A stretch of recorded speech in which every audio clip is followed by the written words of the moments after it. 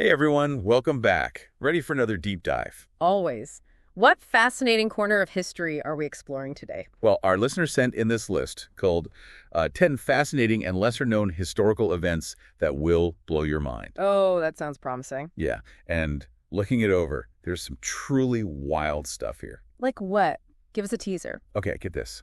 Dancing plagues, weaponized tsunamis, heroic sled dogs. Whoa! Hold on, dancing plagues. Yep, apparently in 1518 in Strasbourg, over 400 people just started dancing uncontrollably. Uncontrollably. For how long? For days. Some even died from exhaustion. It's called the Dancing Plague of 1518. I have never even heard of that. What on earth could cause something like that? Right. It's a total mystery. What do you think? Mass hysteria? Maybe it's possible. Like a collective anxiety or stress that manifests physically. Yeah, that makes sense. But then there's this other theory about ergot poisoning. Ergot poisoning. Like the fungus. Exactly. Ergot's a fungus that can grow on rye. And they ate a lot of rye back then. Oh, I see. And ergot can cause hallucinations, right? And convulsions. So imagine like a whole town tripping out and dancing uncontrollably. Wow, that's a pretty wild theory. From Yeah. dancing plagues to, what was it next one on the list? Oh yeah, this one's kind of funny, but also kind of serious. The Great Emu War. The what? Emu War. It happened in Australia in 1932. Okay, I'm intrigued but also confused. What's an emu war? So basically, you've got these farmers in Australia dealing with a huge emu problem. Emus, those big flightless birds. Yeah, those guys. Apparently, there was a drought, and the emus were desperate for food and water. So they went into the farmlands. Exactly, and they were just destroying crops left and right. So the farmers fought back. They did. Yeah. But it gets even crazier. They called in the military for help. The military to fight emus. I know, right? Sounds ridiculous. But they were serious. They deployed soldiers armed with machine guns. Machine guns against emus. That's got to be the most bizarre war ever fought. It definitely wins a prize for most unusual. And you want to know the kicker? They lost it. The Australian military lost to a bunch of emus. Yep. The emus were way more agile and resilient than they anticipated. It was a total defeat for the humans. Wow, what a story. It's kind of funny, but it also makes you think, Totally. It shows how unpredictable nature can be, Uh-huh. and that our attempts to control it don't always go as planned. For sure. Speaking of attempts to control nature, the next item on this list is, well, kind of terrifying. Oh yeah, this one's a bit dark. The Tsunami Bomb. Tsunami bomb. What is that? Some kind of weapon? Yeah, during World War II, scientists in New Zealand were working on a weapon that could create artificial tsunamis. Artificial tsunamis to do what exactly? To wipe out coastal cities. It was pretty terrifying stuff. Wow, that's a whole other level of warfare. What happened to it? Was it ever used? Thankfully, no. It was abandoned, there were technical challenges, and the ethical implications were huge. I can imagine. The potential for destruction and loss of life would have been catastrophic. Exactly. It's a reminder that sometimes even those brilliant scientific minds have to consider the consequences of their inventions. Absolutely. It's a good thing they put a stop to that one. Okay, moving on from weapons of mass destruction. How about something a little more lighthearted? Yeah, let's lighten the mood a bit.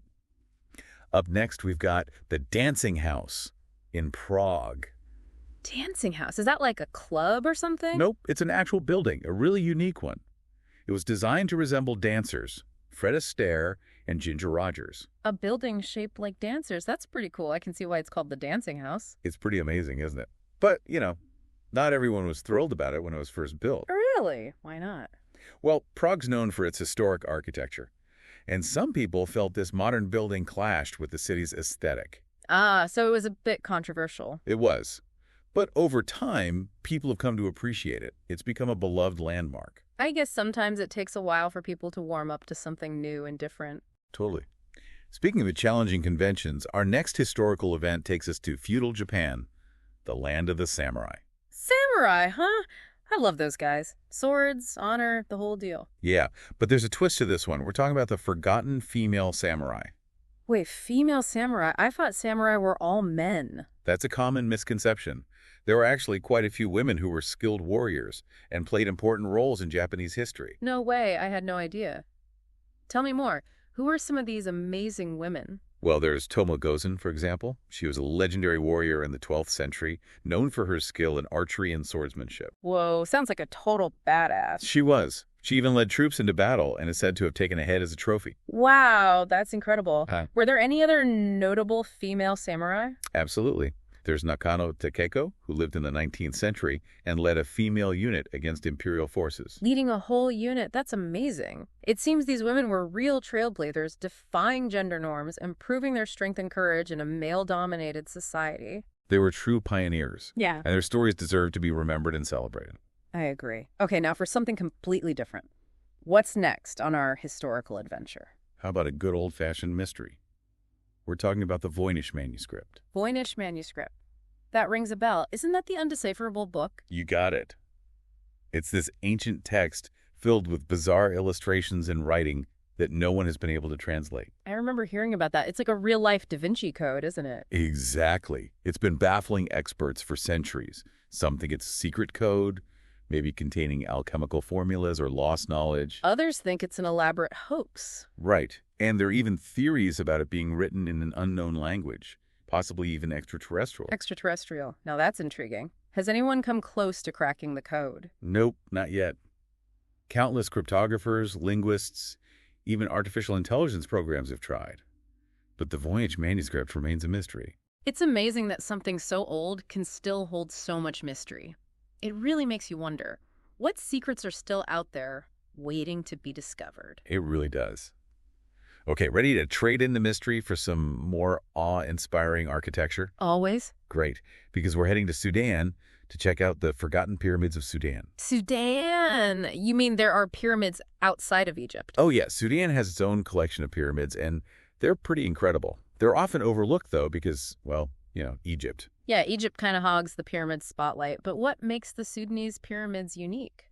Well, for one, they were built by a different civilization, the ancient kingdom of Kush, and they have a distinct style. Oh, interesting. Tell me more about their style. They're actually steeper and more slender than the Egyptian pyramids, and they tend to be smaller in scale, but much more numerous. Huh. So it's like a whole different pyramid experience. Exactly. They offer a glimpse into a rich and often overlooked chapter in African history. That's so cool. It's always fascinating to see how different cultures approached similar architectural challenges. Right. Okay, brace yourself for this next one. It's a bit of a weird one. We're talking about the Great Molasses Flood of Boston in 1919. Hold on, a molasses flood. That sounds sticky. And maybe a little bit delicious. It might sound funny, but trust me, it wasn't. It was actually a devastating event. Really? How did a flood of molasses become devastating? So there was this giant tank in Boston holding over 2 million gallons of molasses, and it ruptured. 2 million gallons? That's a lot of molasses. It was. And when it ruptured, it sent a massive wave of sticky syrup surging through the streets at over 35 miles per hour. 35 miles per hour? Molasses moving that fast? That's terrifying. It was a disaster. It demolished buildings, knocked over a fire station, and tragically, 21 people lost their lives. Wow, I never would imagine molasses could be so destructive. It's a reminder that even seemingly harmless substances can be dangerous if not handled properly. Totally. Okay, let's switch gears again and head back to the realm of science and technology. This next event highlights the incredible contributions of the female computers of NASA. Female computers? What does that mean? Well, before the age of electronic computers, NASA relied on teams of human mathematicians to do all the complex calculations for spaceflight. Wow, I never knew that. So these were like human calculators. Exactly. And you know what? A lot of these brilliant mathematicians were women. They were essential to the success of missions like Apollo 11. Apollo 11, the mission that landed the first humans on the moon. Yep, that one. Women like Katherine Johnson, Dorothy Vaughan, and Mary Jackson were crunching numbers and making sure those astronauts made it safely to the moon and back. Wow, that's incredible. They faced so much discrimination back then, too, just for being women in a male-dominated field. They did. But they persevered and made groundbreaking contributions to space exploration. They're truly inspiring figures. They really are. Their story shows how important it is to recognize the contributions of everyone, regardless of gender, in STEM fields. Yeah. Couldn't have said it better myself.